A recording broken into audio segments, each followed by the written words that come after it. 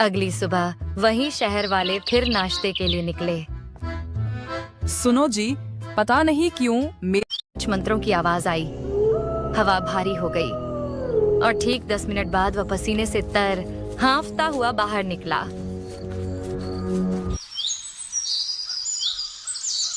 अगली सुबह वही शहर वाले फिर नाश्ते के लिए निकले।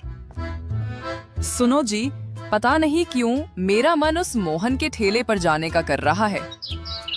अरे मेरा भी। कल तो मैंने कहा था वहाँ भीड़ ज्यादा है, फिर भी मुझे आज वहीं जाने का मन कर रहा है।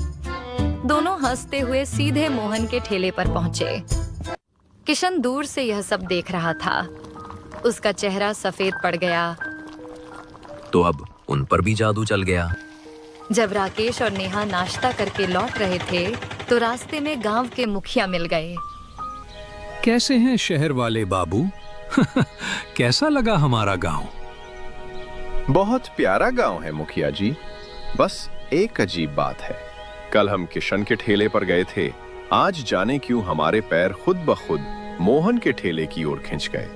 कुछ तो अजीब है उस ठेले में। अरे नहीं बाबूजी, कुछ अजीब नहीं। मोहन के आलू पूरी का स्वाद ही ऐसा है कि लोग खुद खिंच जाते हैं। पर राकेश और नेहा जब आगे बढ़े तो दोनों के मन में एक ही सवाल गूंज रहा था, क्या सचमुच स्वाद खींचता है या फिर मोहन का कोई रहस्यमयी राज?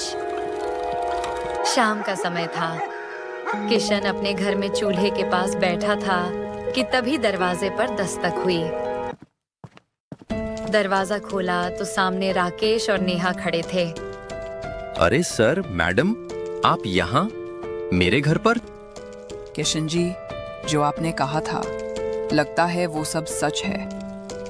देखा, मैंने पहले ही कहा था, वो मोहन कोई साधारण आदमी नहीं है। पर आपको यकीन ही नहीं हुआ। अब यकीन हो गया है किशन। जो आज हमने देखा उसके बाद शक की गुंजाइश नहीं बची। किशन हैरान होकर बोला, क्या देखा आपने? हमने मोहन को जंगल की तरफ जाते देखा। एक थैली में कुछ था, शायद वही राज छिपा है वहां। तो फिर देर किस बात की? चलो आज उस जादू का पर्दा फाड़ ही देते हैं। तीनों जंगल की ओर निकल पड़े। हवा ठंडी थी, पेड़ झूम रहे थे और चारों तरफ एक रहस्यमय सन्नाटा था। सुनिए, ये क्या